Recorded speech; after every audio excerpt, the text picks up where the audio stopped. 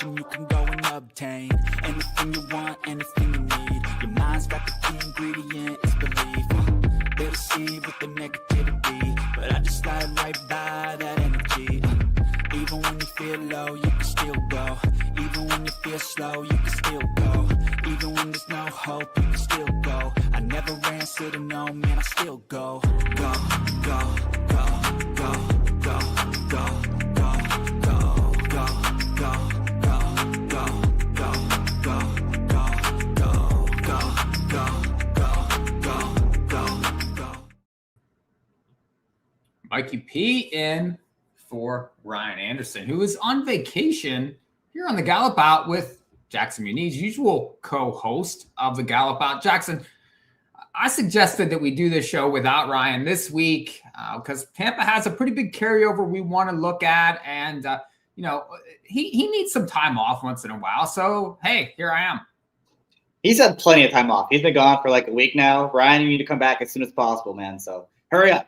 But always glad to have you on, Mikey. And as you said, we got a pretty good sequence to cover at Tampa Bay Downs. I think you said the carryover was 80-something thousand. And look, these fields are really tough. We're going to get into them pretty soon, but this is a really difficult sequence, so it should pay pretty well. It's late pick 5 for Friday, January the 16th at Tampa.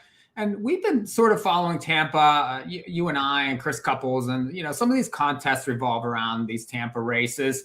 And they've got big fields. You have competitive races. They are difficult, though. And you see some of these long shots pop up a lot of times and win these races. You get some pace dynamics and things that are difficult to navigate. So Tampa, I do think, is tough. If you get it right, you can certainly get paid. And that's why you see a lot of carryovers. Yeah, absolutely. And I mean, we saw yesterday, it was every time I looked up at the results, it was 40-1 or $40 winner, $35 winner, $40 winner. Kind of just shows how deep these fields are, how competitive they are. And of course, it always helps when you have these big field sizes, as we do again for tomorrow's sequence. I think there's 51 horses entered in the body plus a few AEs. So very, very difficult, a lot of ways to go. And that's how you get these things to pay. Yeah, and we're going to go late pick 5 here for Friday at Tampa Bay. And it starts 2:28 Eastern time. I'm going to have the tickets going on the bottom of the screen. Here's Jackson's. We'll let his go for a little while on here. Jackson, race number 5 starts on the grass. 16 claimers. It's 3 life here. They're going a mile. And a lot of these horses raced against each other recently. I certainly thought that this race may be set up for a stranger. I'm curious to get your thoughts. Yeah, I think there's about 7 horses coming out of the same race, out of the common race. And I had to watch the one a few times because they were just so strung out in that field and didn't really see a whole lot of horses, a whole lot of excuses. I did include the 7 Zoodaddy, who would be my top pick. He's the only horse that had some kind of excuse in there.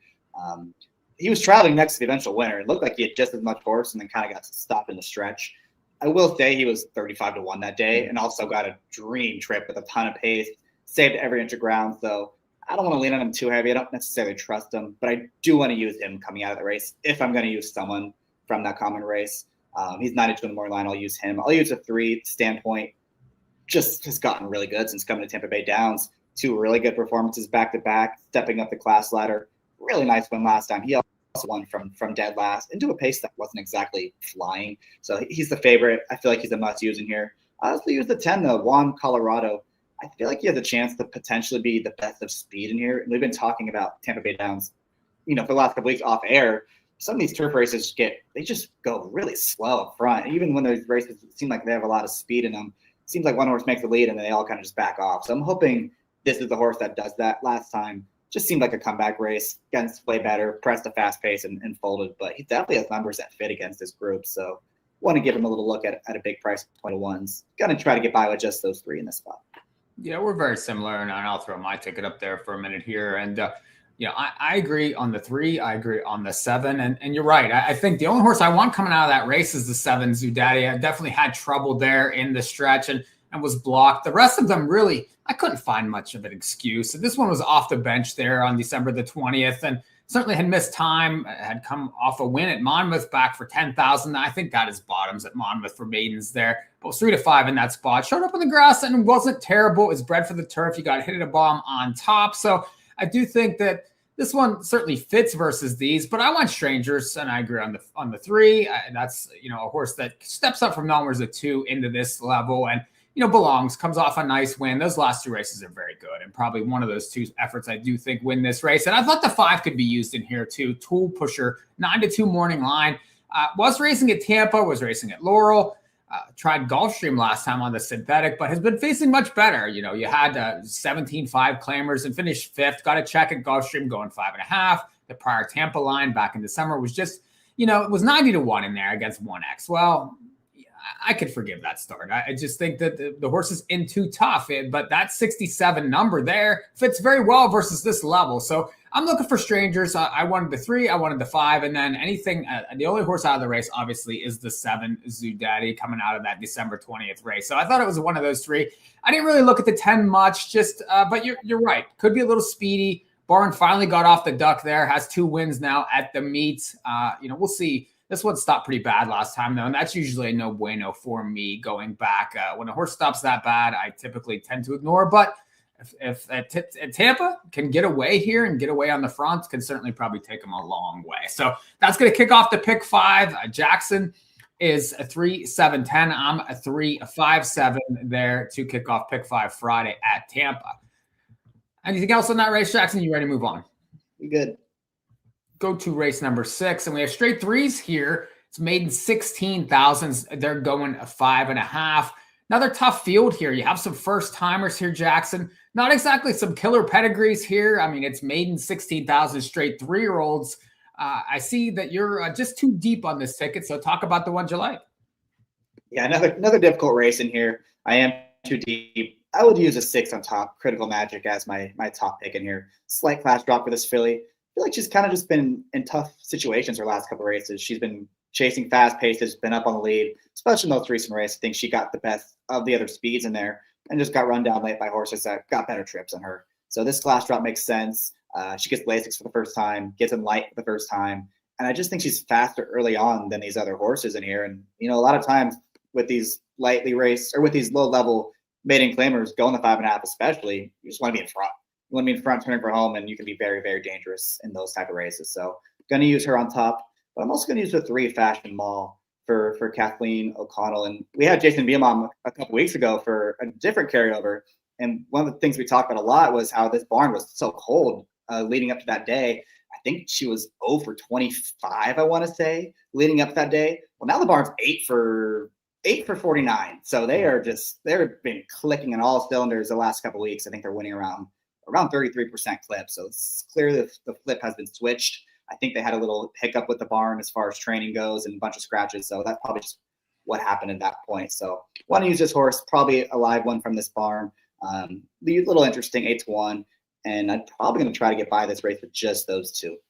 Yeah, I think I remember that show. And did he mention it was like maybe an equine herpes breakout or something?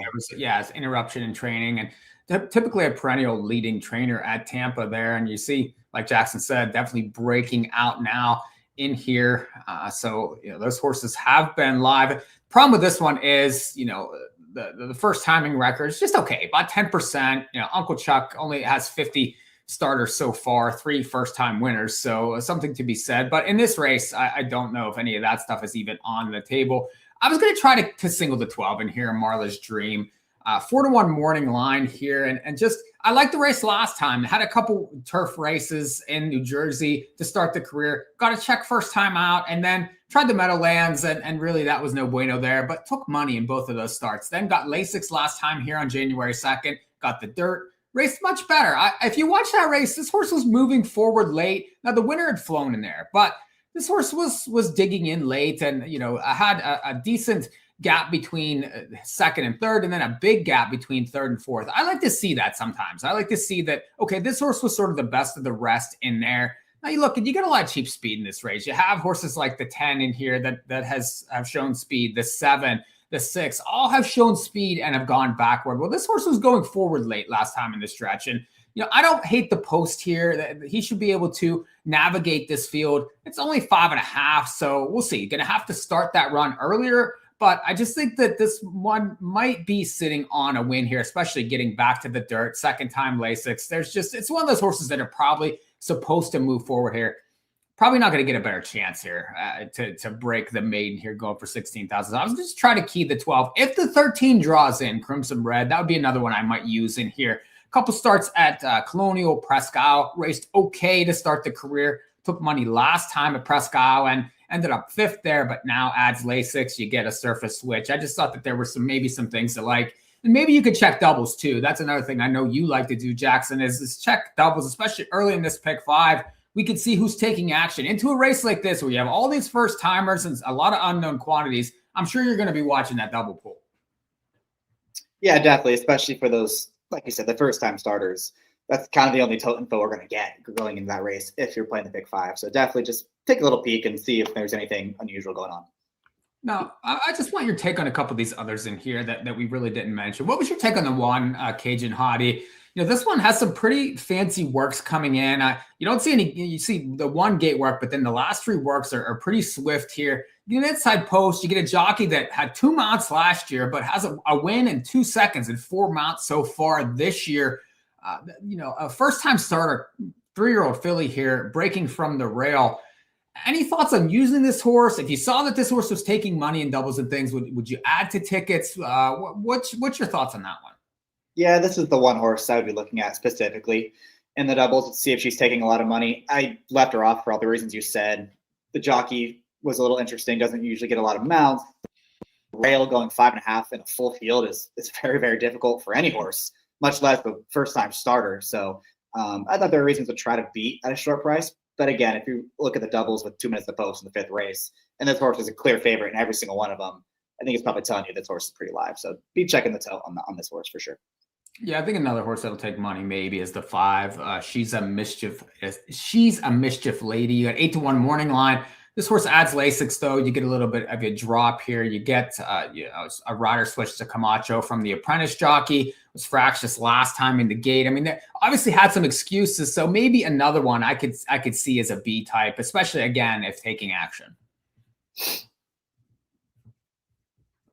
Jump to race 7 here. We'll go to the 3rd leg of the pick 5, and we're back to the grass here. It's a 2 life claimers here. Now they're going a mile, and I was looking a little bit spready in this spot. I thought that, again, I wanted strangers in here. My top pick's the 4, Mischievous Han, 9-2 morning line. Shows up from Gulfstream and has been facing much better types. If you look back at this horse, I mean, had starter 50s. They're back in June of last year. Prior to that, was racing in 1X allowance type races. Broke the maiden, though, over this course for 32 from an outside post back in April of last year. So 1 win in 10 starts. Again, a stranger in a race where you get a lot of 2 life ones that have kind of been beating around each other here. So I thought that one had a lot of merit in here. The 2 is another stranger in the race. Dancing Bear. They tried a couple stakes with this horse. Tried the Rosie Stakes at Colonial back in 24. Tried New York Stallion Stakes last year. And was okay. Got checks in that spot. Has shown speed in the past. Now you get a stretch out here. You get the easiest field that this horse has seen in quite some time. Get inside post. I think might need to be caught in this spot, especially if it can break on the lead, even though this jockey doesn't necessarily go forward all the time. And then I could see the 10 a little bit. Tigre, this one's going to be the favorite here. It was claimed last time out of a turf race. Was solid in that spot. Just ended up 3rd in there. Got a little tired late. Again, 1 for 20 over the last 2 years, 9-5 morning line. Usually trying to beat those types of horses, but just another one that I think could maybe win at a pretty suspect field. Jackson, where'd you end up? Yeah, I had a couple decent opinions in here, and the first one is this pace they have to fly. I think based on who's entered in the main body of the field. Just Comply does his best work every time he's on the lead. Dancing Bear is on the lead in sprints, stretching out the first time. He's got to go. The 5, boy, oh boy, another one, always on the lead when he's at his best. The 8, I think, Acquisitive is going to be 4th place, also stretching out from sprints. And I just think they have to go really fast up front. I also didn't love the number 10 Tigre, as you just talked about. He is going to be favoring here. Hard to ignore all the slices he likes to settle for. And he ran well last time on a wide trip, but isn't he kind of looking at a wide trip again from this outside post in here? So feels like one that kind of needs things his own way to run well. Won't be surprised if he wins, but I'm going to try to beat him. I agree with you on the 4. All the reasons you said, he seems like the closer off layoff, the fresh face in this race, and he has run well at Tampa Bay Downs. So definitely want to use him. I also want to use the 6, Sweet Tone, who would be my top pick in this spot. Finished just half a length behind Tigre 2 back when they faced off, and is going to be a way better price than last time. I thought he actually ran pretty well in there. Was in a good spot, turning for home, and just he didn't really have trouble. But I did think he had to pause ever so briefly at a really critical point in the race and the stretch. I think he probably could have been a little bit closer had things gone his way more in that spot. So he's another one that won't be on the lead. He'll be coming from off the pace. Going to try to get by this race, but just those 2, the 4 and the 6 from off the pace, and hope this pace really heats up on the front end. What's your take on the jockey switch there too? Because that jockey switch there, I would say, is a benefit, especially the way that this jockey likes to ride. He tends to be from off of it. I do think it suits his style. So maybe another positive there on that one, Source. Yeah, I'll admit I'm not too familiar with the jockey, but if you think he's one that's better from off the pace, then all the more reason that I can feel confident in this pick. Yeah, these 2 life races sometimes can blow up. I mean, this is a crazy race, but you mentioned that they're going to go quick early. We'll see what happens late there. Leg 3 of that carryover pick 5 here at Tampa for Friday. Go to race 8 and go to the dirt. Probably the nicest race of the sequence. And this is 2X optional claiming types here, going 7 furlongs. And Jackson, it looks like this is where you're going to find your single. Yeah, this is another really difficult race, and I just felt like this was my most, my strongest opinion here, and I wanted to just go with it, take a shot on this filly, because I just went through the field, and I don't know, I wasn't really in love with anyone else in here. I didn't really make a strong case for them. I think with Dancing Magic, the hope is she just didn't like Colonial Downs. If you take away her Colonial Downs form, where she never really ran particularly well over that racetrack, she was running really well here last year at Tampa Bay in the spring. She ran well at Keeneland as a 2-year-old. That's the hope, is she just didn't like that racetrack over in Virginia, and she came back to Tampa Bay last time and ran well in a race that was arguably tougher than this. The winner got loose on the front end and just wired that field, and she ran okay in there to finish 3rd against a couple toughies. That race has come back pretty well. I believe 4 of the 5 horses that have come back to run have improved by at least 10 points on the Beyer figure scale. So maybe that race is a tad too low on the speed figures. And if you do want to increase that a few points, then that really puts her right there with anyone else in here. So I think she's pretty versatile with the pace scenario, because that's the other angle in this race. I really don't know who's going to make the front in here and who's going to be, coming from off the pace. So I think she can be close. I think she can be coming from out of it. Just a horse that I think it makes some sense in here in a race that seems really wide open. So going to try to get some separation from the crowd and single this filly. Yeah, I can see her. If you look last year, I mean, she won the Gasparilla Stakes here at Tampa going 7. So that's a tough spot, especially from off the pace. I do favor horses that like this racetrack. And if you look, she has 4 starts at this track. She has a win in 2/3. Well, if you look at her lifetime record, I mean, that makes up a lot of her 1, 2, 3 finishes. So she likes this track. I do think that last race, I don't want to say it was a prep, but it certainly was a tightener. So I would think that she's going to make a decent step forward off that start. I thought, though, you kind of had to use the 4 in here.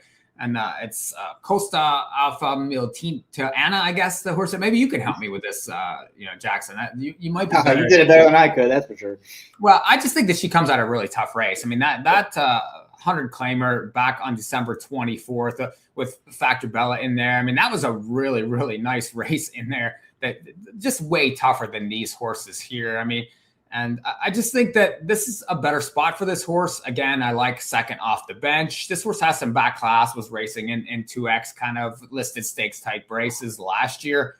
And she's another one that likes this racetrack, has 2 wins and 4 starts here. So she has to be better than last time. She showed speed in the past. I could see her, jumping out, being involved in this early mix here. And I don't know. What do you think of this pace scenario here? Because there's horses that want to be forward, but there's no real clear front runner in here. So how do you think this pace shakes out? And what do you think of the chances of the 4?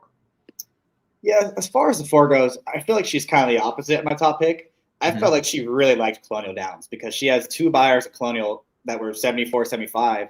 And you look at what she's done everywhere else in her career, her other 11 starts, she's never gotten more than a 63. And that's a pretty big difference between what she's done at Colonial and what she's done everywhere else. So I'm hoping that she's just not as good everywhere else as she is at Colonial.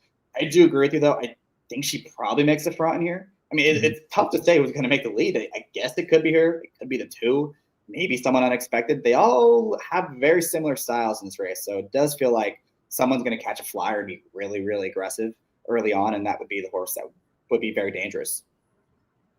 Yeah, it's a good race here, but again, it's a difficult race, and it's one that if you don't like Jackson is singling the 6 and going with that. I mean, you could certainly spread out here, use several in here. I would be 4-6, but I do think that others have merit. I mean, the 8 raced pretty well last time at Laurel, got a nice win in a 3 life. Interesting to show up in this spot here. Any take on that one? Would that be a horse that you could use as a B type? I know you're singling the 6 here, but again, there's others that have chances.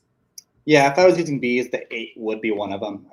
For all the reasons you said, has ran well last time, seems to be going the right direction, figures that fit, and has a good outside post with kind of has some tactical speed too. So I would use her as a B. And then maybe even the 1, Castagna on the rail, comes out of a pretty good race against Eunomia, who's just a really good horse. Had no chance with the way the pace shaped up that day. And she does cut back to 7 furlongs where she's ran well in the past before. So those are probably the 2 I would use as Bs. But as far as pick 5 goes, probably just going to be all in on the 6 horse. Yeah, Jackson all in on the 6. I would be 4-6 there. And hopefully we'll be alive into the last leg of the pick 5 for Friday at Tampa Bay. Back to the grass, and it's maiden 16,000. And I hate to hijack the show, Jackson, but I'm going to use the PTF line and say, how are we going to get paid? I'm gonna use 3 in here. I will use the favorite Moonscape. Just seems like the most logical closer in this race. She's run, plenty of races that put her right there against what everyone else was doing. And, she was doing that at prices for the most part. She was never really a major contender in those races. Today, she is going to be favored. Things are expected of her today. I think she'll probably get paced in front of her. I would just way prefer her to the 4, who I thought was really bad last time. It says, 4 to 5 wide the turns, but she was done a long, long way out. She never picked up her feet in that race. And this isn't, it's some class relief, but it's not much. So I'd be trying to beat her in this spot. And then the other 2 I'm going to use are the 1 and the 6, who I hope for both of them that they're going to be forwardly placed. I'll start with the 1 who's coming out of sprints. I think the 1 all-weather race was solid. It came at Gulfstream Park going 5 furlongs. Kind of just ran evenly in there. But that came against a better field. She was protected that day as well, which I like to see. I got to think with the inside post, they're just going to send and see what happens with her. So I do want to use her in this race. And then the 6 is the other one who I think could be forwardly placed. Has been running at Gulfstream Park and running okay in those spots. But this was a filly once upon a time ran a 50 buyer as a 2-year-old. And if she can replicate that performance somehow, I think she can be really dangerous because everyone else is running the exact same numbers. So I'm going to use her in here at 15 to 1. Just hope she can be forward. Blinkers going on. She gets in light in this spot. So 3 deep in here, but a really, really difficult way to end this card. Yeah, but I think that the 6 I probably would add as a B type there. There's things to like. You mentioned that solid number as a 2-year-old there. And then last year, it looked like a lot of duds. Just a lot of non-competitive races, but tougher races maybe than these. So now you show up, blinkers on, little freshening, just a maybe. You get 15 to 1. You're going to get paid if that one should get there. One you didn't mention, I agree on the 2. I would use the 2 also, but I think the 9 is one that I probably would have to use, and that's Pramaja, 6 to 1 morning line. And if you watch the race last time, just didn't have the best of trips. It was inside for a while and sort of had to wait, and then did come running in the stretch better than most. And really, the top 2 had flown in there, but this one rallied on and passed horses for 3rd. I like that coming off the bench. It has some back lines at Colonial, closed in a sprint, and then they stretched out and was just okay there, but certainly took money at Colonial last year in the summertime. Those are tough turf races. I think tougher, or at least along the same lines as these.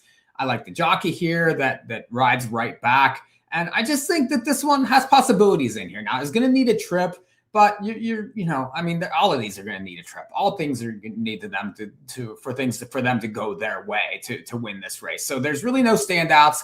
I would probably be 2-9, maybe throw your 6 in as a nice little B type to try to finish off this pick 5. That Jackson, you got the big carryover. It's a Friday afternoon. I think a lot of money is going to flow through this Tampa pick 5.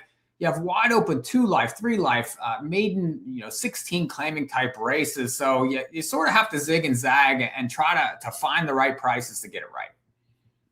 Yeah, I agree. And you and I were talking off air beforehand, and I kind of mentioned when I have a sequence like this that I think is really difficult, I want to either play it pretty light, like just all A's and maybe 1 or 2 B's, or I want to put a lot of money into it and really spread around. I don't think you want to be in that middle ground where you're playing these, 50, 60, $80, $100 tickets. I think those are hard to hit. I think you need more coverage than that. So you either want to put a lot of money into it, get a lot of coverage in this thing, and hope you get some prices home, or just play it really lightly, get some action. If you're really right, then sure, you connect the dots and try to hit a nice score.